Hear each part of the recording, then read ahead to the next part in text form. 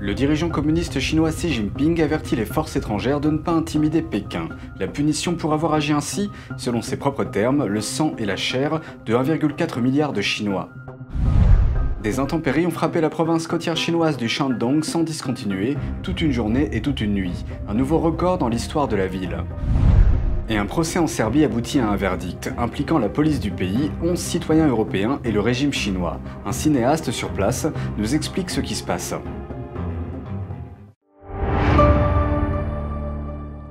Bienvenue dans Regard sur la Chine, je suis Vladian Vitens. Avant de commencer, je vous rappelle que nous disposons d'une nouvelle chaîne YouTube sur internet, NTD Actualité. Je vous invite à vous y abonner pour regarder les news.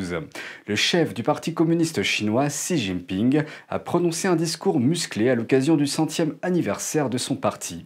Il affirme que les Chinois ne permettront plus jamais aux influences étrangères de les intimider ou de les asservir. Xi Jinping, chef du Parti communiste chinois ou PCC, envoie un message d'avertissement aux pays étrangers. S'ils tentent d'intimider la Chine, pour reprendre ses termes, ils se feront taper sur la tête. The Chinese people will never allow any foreign forces to bully, oppress, or enslave us. Anyone who dares to try to do that will have their head bashed bloody against the Great Wall of Steel forged by the flesh and blood of over 1.4 billion Chinese people. Xi a tenu ses propos jeudi alors qu'il célébrait le 100e anniversaire de son parti. Le régime chinois sous Xi s'est montré plus affirmé sur la scène mondiale. La communauté internationale l'a critiqué pour le traitement qu'il réserve aux musulmans ouïghours du Xinjiang et pour la répression qu'il exerce à Hong Kong au moyen d'une loi draconienne sur la sécurité nationale. Le régime a également envoyé des avions de chasse et des bombardiers au-dessus de l'île démocratique de Taïwan. Pékin n'a jamais renoncé à l'usage de la force pour s'emparer de Taïwan. Mais dans son discours d'1 heure sur la place Tiananmen, Xi a parlé de réunification pacifique. All sons and daughters of China, including compatriots from both sides of the Taiwan Strait, must work together and move forward in solidarity, resolutely destroying any conspiracies of Taiwan independence. Xi était habillé différemment de tous les autres fonctionnaires du PCC présents à la cérémonie. Il a revêtu ce que les gens appellent le costume Mao. C'est la façon dont Mao Tse-tung s'habillait à chaque occasion. Mao a dirigé la Chine pendant près de 30 ans jusqu'à sa mort. Il a été responsable de la mort de millions de Chinois entre les années 50 et 70. Parmi les grandes puissances mondiales, seul le président russe Poutine a félicité Xi. C'était il y a quelques jours lors d'une réunion en ligne. This year is the CCP's 100th anniversary. I congratulate you on my own behalf. Les médias d'État chinois affirment avoir reçu plus d'1 millier de messages de félicitations, mais aucun d'entre eux ne provient du plus haut dirigeant d'un pays démocratique. Jeudi dernier, lors d'une manifestation devant le ministère des Affaires étrangères à Paris, des manifestants ont appelé à reconnaître l'existence du génocide commis contre les Ouïghours. Ils ont également alerté sur la persécution du Falun Gong en Chine. Des députés français étaient présents. Une manifestation à Paris a été organisée par un collectif d'associations représentant les Ouïghours, les pratiquants de Falun Gong, les Tibétains parmi d'autres groupes. Les manifestants ont également exposé des scènes de reconstitution de persécutions subies par ces groupes. La Chine est accusée d'avoir commis des crimes contre l'humanité, y compris un génocide à l'encontre de la population ouïghour de la région du Xinjiang dans le nord-ouest du pays. Dilnur Rayhan, présidente de l'Institut ouïghour d'Europe, estime que la France devrait reconnaître le génocide des Ouïghours. Ma famille, comme le reste de la diaspora ouïghour, est là-bas et nous sommes en contact avec eux. Et c'est pourquoi je suis en particulier aussi mobilisée par cette lutte. Un député présent à l'événement estime que la France doit jouer son rôle. Je crois qu'il faut que la France, qui occupe une place singulière sur la scène internationale, la mérite et donc porte une voix forte pour dénoncer les crimes qui sont commis contre la communauté ouïghour dans cette province du Xinjiang en Chine. Une autre parlementaire a proposé une résolution pour dénoncer et condamner le génocide ouïghour. Elle a été signée par 47 membres du Parlement. Pourquoi nous faisons ça? Parce qu'il n'est pas possible de dialoguer avec effectivement un pays qui dit « circuler, il n'y a rien à voir, il ne se passe rien chez nous, c'est de l'ingérence si vous en parlez ». La communauté locale du Falun Gong a également participé à l'événement. Les pratiquants de cette discipline en Chine sont persécutés et confrontés à la torture et à l'emprisonnement depuis 22 ans. Un tribunal à Londres a conclu en 2019 qu'ils ont été les principales victimes des prélèvements forcés d'organes perpétrés par le régime. Le président de l'association française de Falun Dafa a brièvement évoqué l'attaque en cours contre cette pratique pacifique en Chine. 4660 pratiquants de Falun Gong sont morts aux mains des autorités communistes chinoises mais le vrai chiffre de décès est énorme. Des millions ont été enfermés dans des camps, des travaux forcés et des camps de rééducation. Et les pratiquants de Falun Gong sont les principales victimes visées par les prélèvements d'organes et le trafic d'organes organisé par le régime chinois dans les hôpitaux. Une passante a exprimé ses sentiments sur cette persécution qui perdure.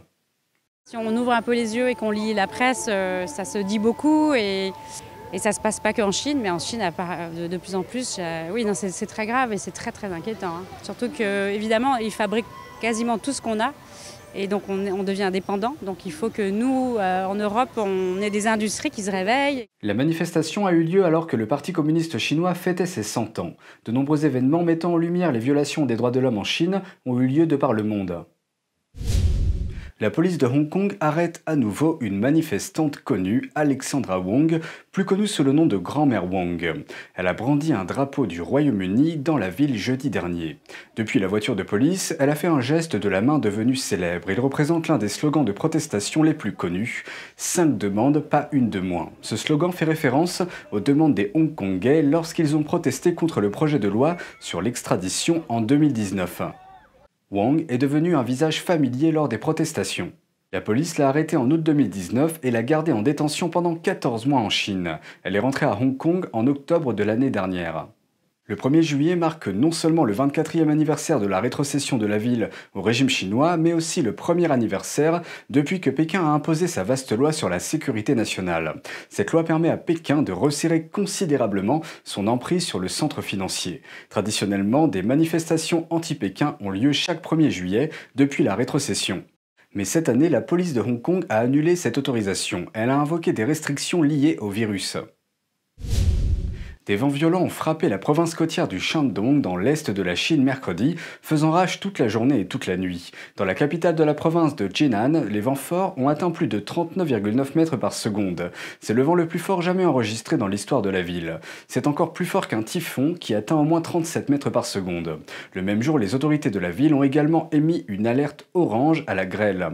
C'est la deuxième alerte la plus élevée de leur système. Il y a aussi une alerte jaune au tonnerre qui est la troisième alerte la plus élevée. Des vidéos en ligne montrent l'impact de ces conditions météorologiques extrêmes sur la ville.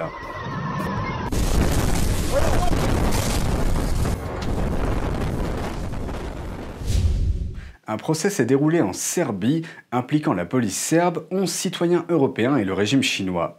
Quels sont leurs liens dans ce procès? Un cinéaste sur place nous explique ce qui s'est passé.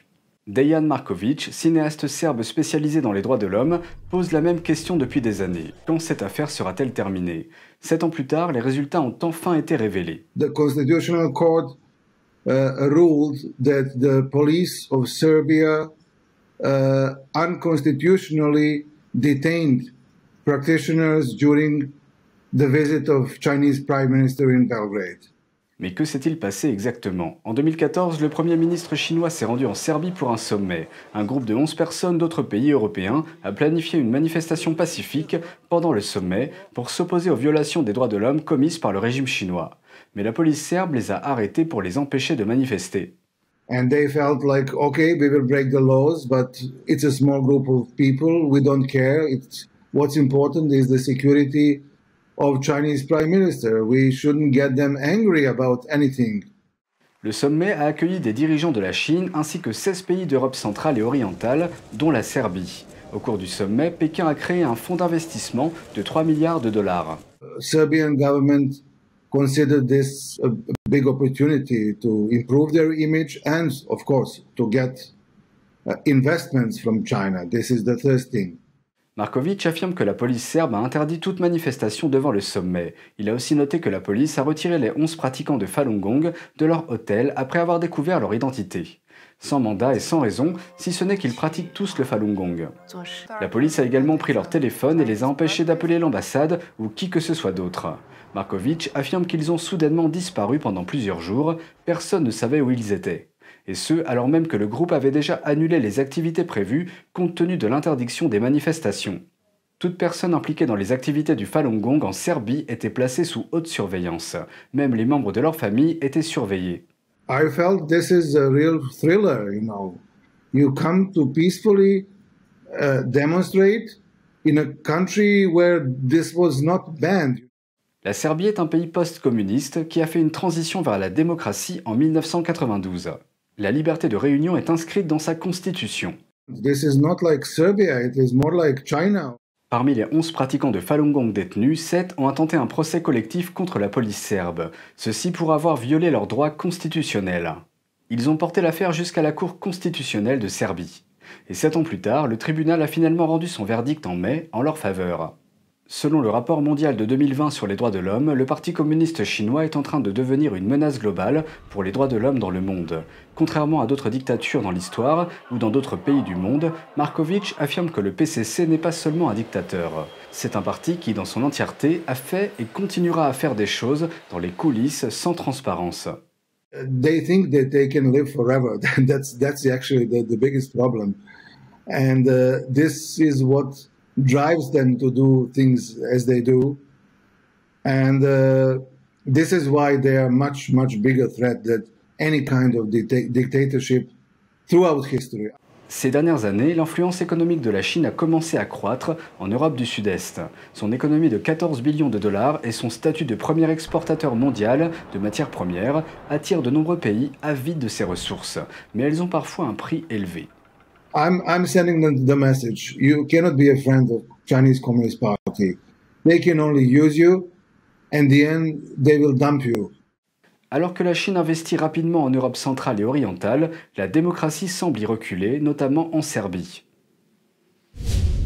Et c'est tout pour aujourd'hui. Merci d'avoir suivi Regard sur la Chine. On se retrouve demain pour une nouvelle émission. Prenez soin de vous et à bientôt.